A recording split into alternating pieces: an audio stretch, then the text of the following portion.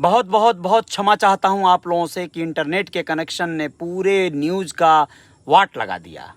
जी हाँ, नमस्ते। मैं Ajay Sahni star real reporter news के अपने पेज पर आप सभी का पुनः एक बार स्वागत करता हूं, अभिनंदन करता हूं और बताने जा रहा हूं कि सीतापुर के जो एडीएम न्यायिक हैं, यानी अपराध शाखा के जो एडीएम हैं, उन्होंने एक आदेश पारित किया कि 19 अपराधियों को जिला बदर कर दिया। जिला बदर का मतलब होता है कि आप दूसरे जिले में रहेंगे कम से कम 6 महीना, साल भर, 2 महीना, 4 महीने का ये आदेश होता है। लेकिन आप सोचिए, क्या ये अपराधी जो खूंखार टाइप के होते हैं, जिनके ऊपर गुंडा एक्ट लगा होता है, ये लोग दूसरे जिले में जाएंगे तो क्या वहां पे शांत रहेंगे? क्या वहां इत्मीनान से रहेंगे?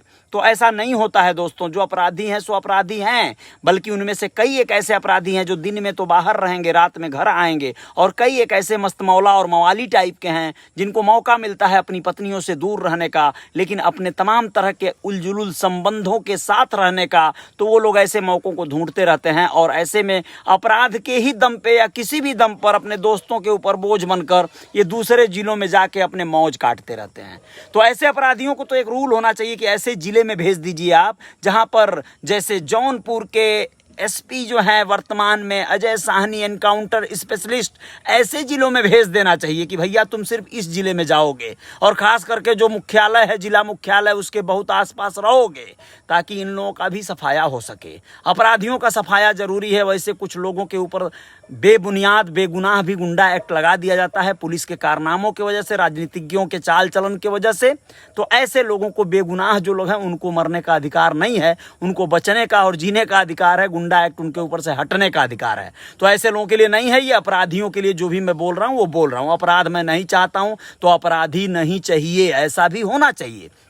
लेकिन दोस्तों, आप लोगों को ये जो भी अपराधी हैं, 19 लोगों को जिला बदर किया गया है। सीतापुर अब कुछ दिन शांत रहेगा ऐसा लग रहा है, तो उनका नाम गांव आप लोग पता कर लीजिएगा। लेकिन मैं एक कहानी, एक खबर आप लोगों को बताने जा रहा हूं सीतापुर जनपद के ही एक ऐसे बच्चे की जो बकरी चरा रहा था और मात्र 15-16 साल की उम्र का था।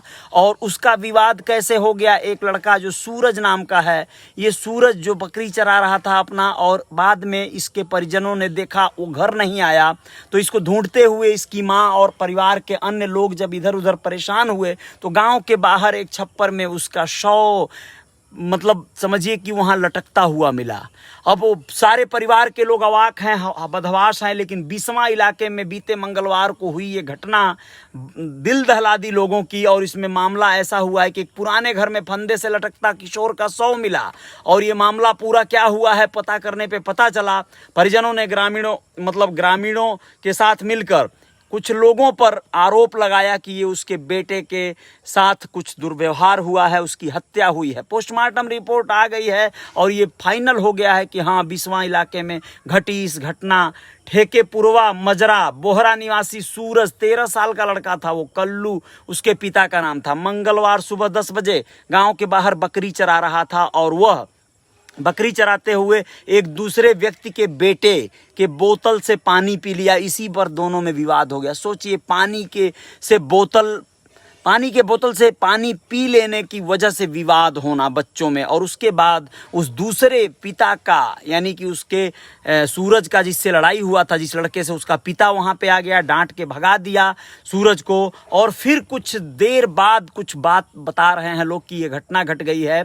और ये घटना घटी कि देर शाम तक जब सूरज घर नहीं आया तो लोग उसको सूरज ढलने के बाद ढूंढने लगे और देखा तो एक पुराने मकान में उसका शव फंदों से लटका था।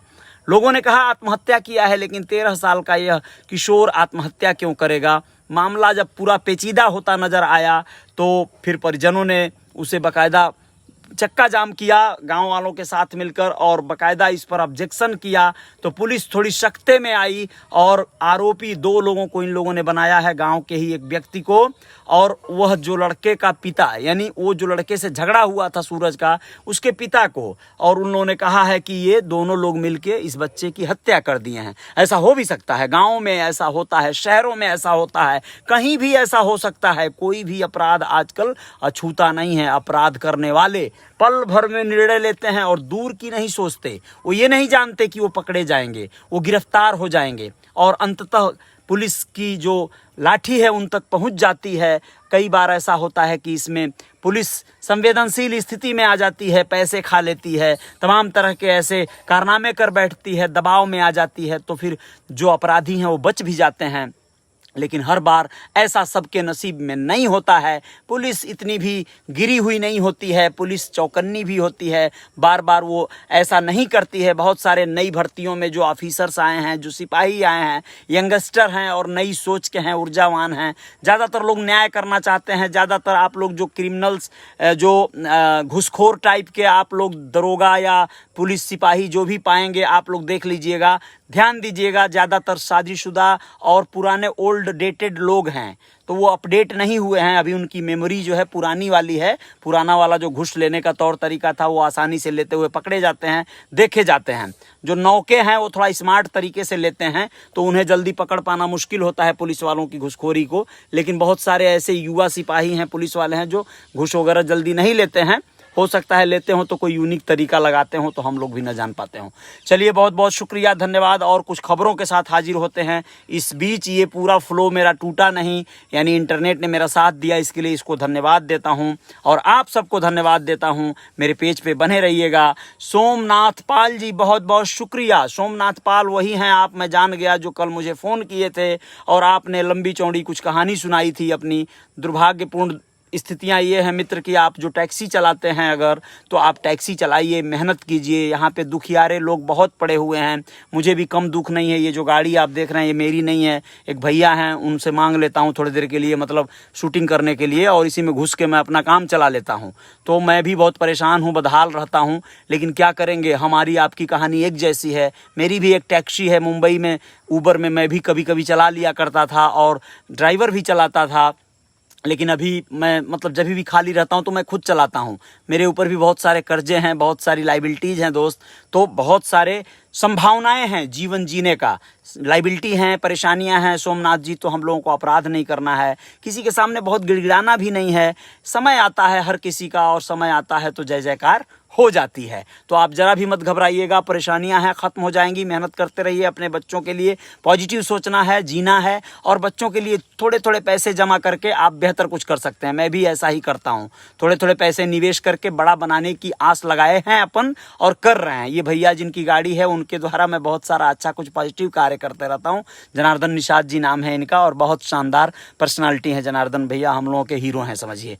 मनोज मंडल जी, बहुत बहुत शुक्रिया, बहुत बहुत धन्यवाद। जो भी साथी मित्र देख रहे हैं, आरबी उपाध्याय जी, बहुत बहुत शुक्रिया, बहुत बहुत धन्यवाद। राम राम भाई, अनिल रॉय जी, बहुत बहुत शुक्रिया अनिल जी।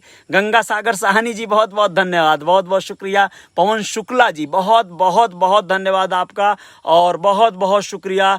जय हिंद, जय भारत माता की जय हो जी। सोमनाथ जी, बहुत बहुत शुक्रिया, बहुत बहुत धन्यवाद। और आप सभी दोस्तों का धन्यवाद दूंगा मैं, बहुत बहुत आभार प्रकट करता हूं। मुझे अवगत कराना चाहें आप जी, आपको अवगत करा दिया हूं, और मुझे लगता है कि आप को कुछ तो सुझाव मिले होंगे। बाकी फ़ोन पे बातें हो जाएंगी, कुछ पर्सनल अवगत करा दूंगा, लेकिन अगर आप कहेंगे तो ऐसे ही तमाम राय हैं, आप बात करिए तो बताएंगे आपको। कुलदीप यादव जी, रिंकू कुमारी जी, आरबी उपाध्याय जी, और आरबी जी के साथ साथ और भी सोमनाथ पाल जी तो बहुत ज़्यादा देख रहे हैं, बहुत बहुत शुक्रिया सोमनाथ, बहुत बहुत ढेर सारी शुभकामनाएं, परमात्मा मनोकामना पूरी करें। जय श्री राम, जय श्री राम, जय श्री राम जी। सोमनाथ जी की प्रॉब्लम जो है, ये कल फ़ोन किए थे दोस्तों, और इन्होंने बताया कि लॉकडाउन और इस तरह की आपदाओं ने इन्हें तोड़ के रख दिया है। बहुत सारे झमेले हो गए हैं, बहुत सारे लाइबिलिटीज़ और कर्जे हो गए हैं।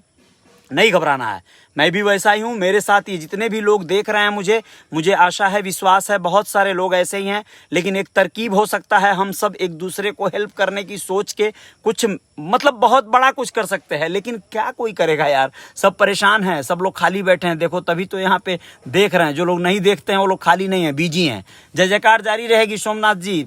सकारात्मकता बनाए रखिएगा, आस मत छोड़िएगा, विश्वास मत छोड़िएगा। आपकी जय जयकार होगी और बच्चों के जीवन में खुशियां आ जाएंगी, पत्नी भी खुशहाल रहेंगी। आप उबर की ड्राइवरिंग कर रहे हैं, ओला की कर रहे हैं, जिसकी भी कर रहे हैं, आप मेहनत से कीजिए। 500-500 रुपया रोज़ कमाइए, और कोशिश कीजिए कि 100-200 रुपया उसमें से रोज़ बचाइए। फिर हम बताते हैं कि कैसे आपका बड़ा निवेश हो जाएगा, बड़ी पूंजी बन जाएगी, आप ठीक ठाक हो जाएंगे। मत परेशान होइए। जय हिंद, जय भारत। फिर बने रहिए, कुछ और खबरों के साथ आते हैं जोरदार जय जयकार करने।